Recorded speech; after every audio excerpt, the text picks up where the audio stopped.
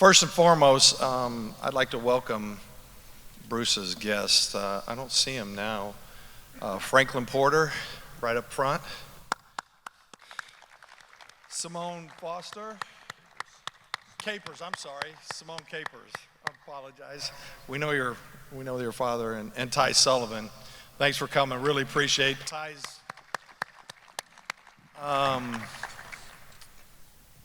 Known Ty for a long time. It's his agent, manager. Do a great job. Enjoy working with you.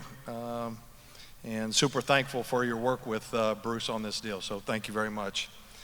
You know, we've had a busy off season. You know, you look back at the draft. I don't know how many actual moves we made, 5 or 6 or 7. Felt like we really got a lot accomplished during that time.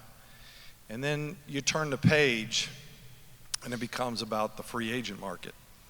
And just a little bit of context on how we got to here is spent a ton of time with Mr. Simon, with Chad Buchanan, with Kelly Krosskoff, with Ted Wu, and we do a lot of modeling. There's a ton of modeling that goes in. What if this happens? What if that happens? And you know, during a process like that, a lot of things get thrown up on the board, a lot of discussions happen, but one of the biggest things that really happen in that working through everything is names start to bubble up. You know, some names get eliminated and then some keep bubbling up. And then we put up on the board like what we really are looking for in a player. And we wrote up toughness. We wrote competitive spirit. We wrote defensive abilities. We looked at players that can play multiple positions. And then the last one we wrote down was a winner.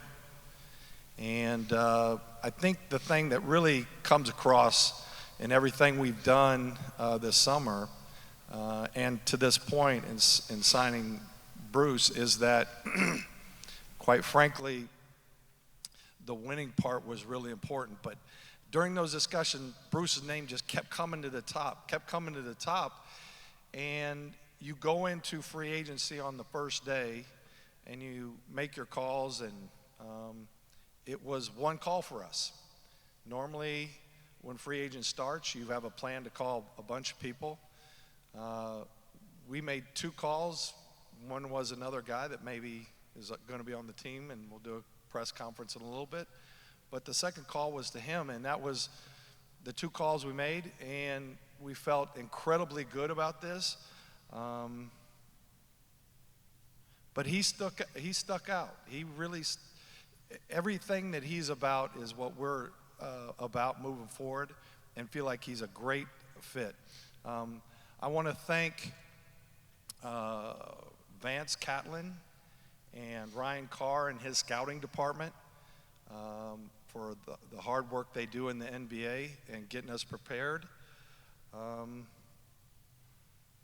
And, you know, we're in a really good place right now. We've got a really good team. We felt like in the draft we made some strides. And again, Bruce was the number 1 target this summer. We were able to get him, and we feel really good about it and feel like we can start taking steps. We won 35 games last year, and we expect to win more games. And a huge credit to all this, and in such a short time, is Coach Carlisle. Changing the culture, changing how, thank you.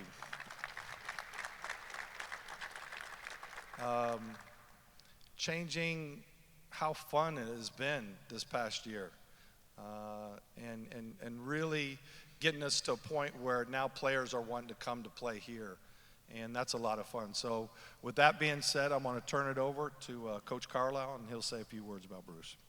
Yeah, thanks, Kevin. I want to acknowledge Coach Lloyd Pierce is here, Coach Mike Miner's here. The other coaches have gone to Vegas.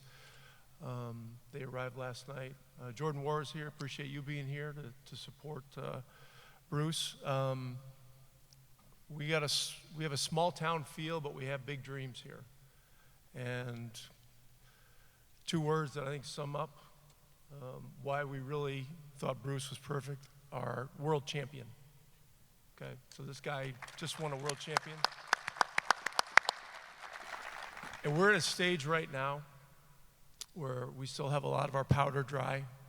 We have a lot of assets in the till. Got a lot of things that we can still do in the next, several years. But adding that competitive piece to what we're doing right now is extremely important. If we want to go from 35 wins to 45 or 50, we have to have an indomitable spirit of competitiveness. And this guy really has embodied it ever since I watched him at University of Miami playing for a great coach, Jim Larinaga, who was one of my coaches when I was in college. He was an assistant coach at UVA. And Just a few years ago. Just a few years ago. And he also was Isaiah Wong's coach this past year. So these guys come from a great program there, and just really pleased. This is a huge free agent signing for the Pacers organization, and we're very grateful that you've come on board. If you want to say a couple words, have at it. You don't seem shy. Kind of shy now. I'm a little nervous. I just want to thank these guys for having me. I came in the league 5 years ago and couldn't imagine any of this happening to me. So I'm super grateful, super thankful, and can't ready to start. We'll open up for questions now. Just raise your hand and I'll get the microphone to you.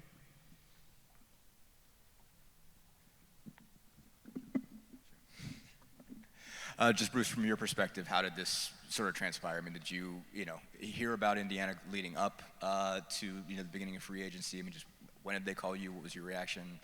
How has this whole sort of free agency experience gone for you? Yeah, everything was kind of quiet early because obviously just coming off a championship, we didn't really worry about it too much. I let my agents handle that. But when free agency started, they told me that the Pacers were super ecstatic about me, and I was their number one choice.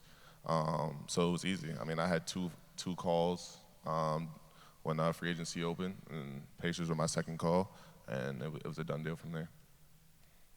Rick, how do you see Bruce fitting in on the floor with you guys and helping you guys on your quest to win games?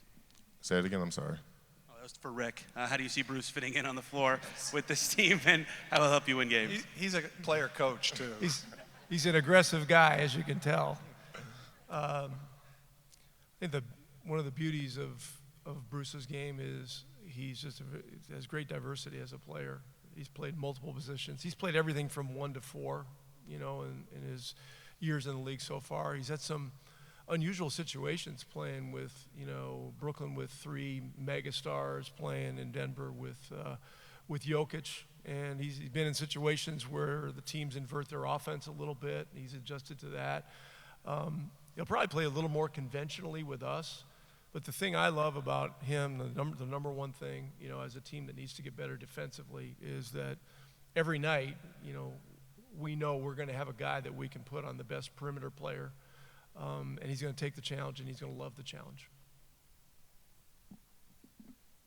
Hey, Bruce, I believe you said you had 2 calls when free agency opened. Does that mean you had 2 calls that came in or out? And who was the other call, if you don't mind? Yeah, I took 2 meetings. Who was the first one? And they were the second to call. Someone else beat them to it? The Knicks was the first. And I think we had others lined up, but we didn't make it there. Then how did the Pacers step ahead of the Knicks? How'd that happen? Say that again? Well, you had 2 calls and you're here. How come you're here and not there? Yeah, I just think it's a perfect fit. Tyrese was recruiting me a little bit. Just getting out of transition, being a young team, scoring the ball, and then me being on the defensive end. I'm a defender. That's how I made my name in this league. And they needed that. They needed me to fit in and play that role. And I think I'm perfect for that.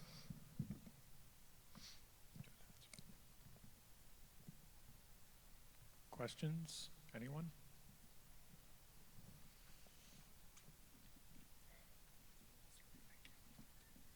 Bruce, obviously you're coming off of a really high in your career. What have you said to the Pacers team about getting to that point here in Indiana?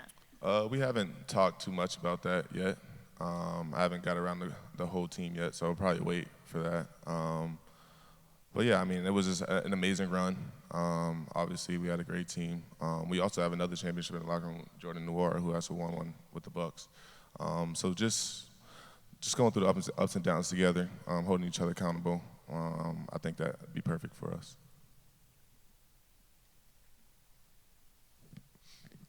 Bruce, anything you can share about those conversations with Tyrese and what he was saying to you about how you'd fit with this team? Yeah. He called me when free agency started. It was like, you'll be a perfect fit on both ends of the floor. And if I need him, he wants to play off ball a little bit. If he does, I can do that for him, just run the offense a little bit.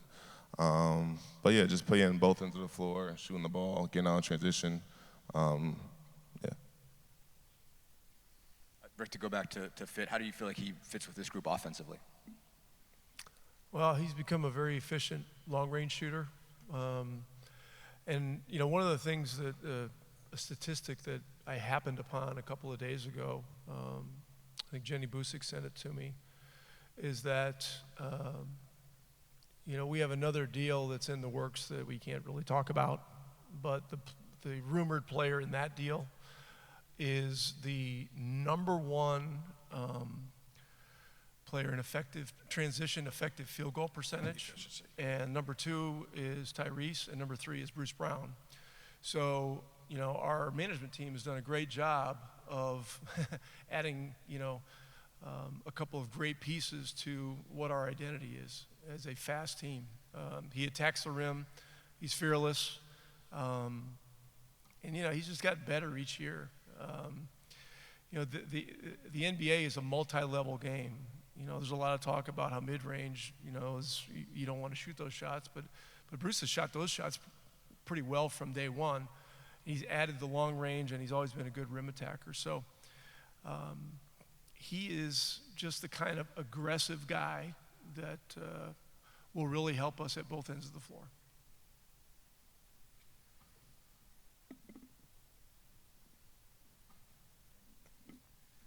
Bruce, after 5 years of just trying to earn it every single day, what did you think about after this call came in, you accepted it? What kind of thoughts and hard work were racing through your mind? Honestly, I was with my best friend Franklin at the time, and the first thing I said to him was, we got to get in the gym. I mean, I was super ecstatic, obviously happy, mind blown. But yeah, the first thing I thought, I was like, I got to work out. I got to prove that I earned this money and prove to be in this position. Not just for me, but for the people around me. Bruce, what excites you the most about this Pacers team? Yeah, the guys they have in the locker room, Buddy, Miles, Ben, and then obviously Tyrese. We got a deep team, and we got something to prove. One thing I just want to mention, I don't know if the question will come up, but we had a dinner with Bruce last night, and he asked if it would be possible to work out this morning. So I said, sure, you know, what time? And he said, 6:30. And so I said, okay, I'll see you there. And so then I called Mike to try to make sure we had a couple of other people to chase balls around in case there were any misses. But we were in the gym at 6:30 this morning, from 6:30 to 7:30. And so, you know, this is a guy that I think, you know, you talk about the fabric of Indiana and what this city is about, what the state is about, hard work, you know, those kinds of values.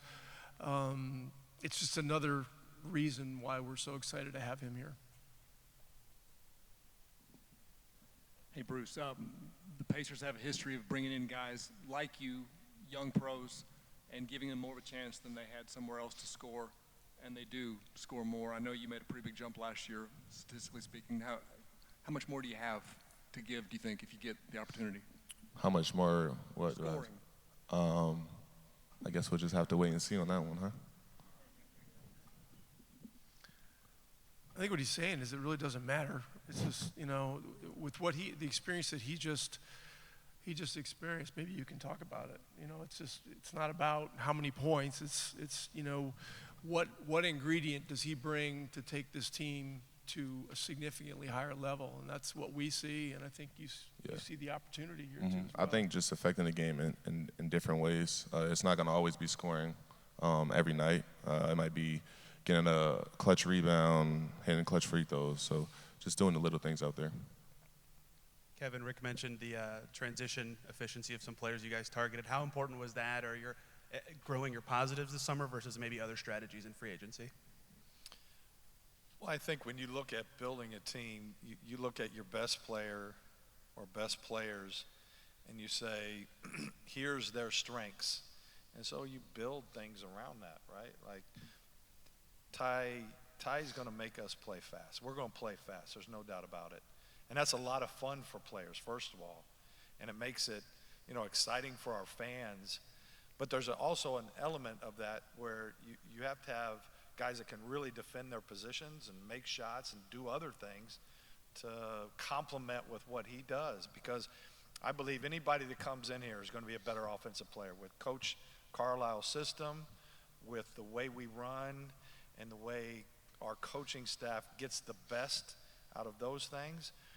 For us, I like watching an up and down. Now, I don't know if we're Showtime. I'm not ready to anoint that, but we were first in fast break points, and if you can continue to do that, and continue to build that fast-paced team, and become a better defensive team, hold each other a little bit more accountable on that side, well, then we can make big jumps potentially, and that's a lot of fun. It's fun to watch, but the thing with Bruce that excites me the most is he'll do that. He'll run. He'll get out in transition. He'll fly around. We call them flyers. They just fly around and make plays. But he also does a lot of dirty work. Like he'll dive on loose balls, and he'll set the hard screens. And, for people in Indiana who love basketball, we appreciate those kind of things. Me being from Indiana and kind of being hit in the head of, hey, you got to dive on the ball and you got to set good screens. He does that to a T, and so it's a balance. When we evaluate players, we don't look at what they've done for that team. What we really try to do is figure out what they will be for us.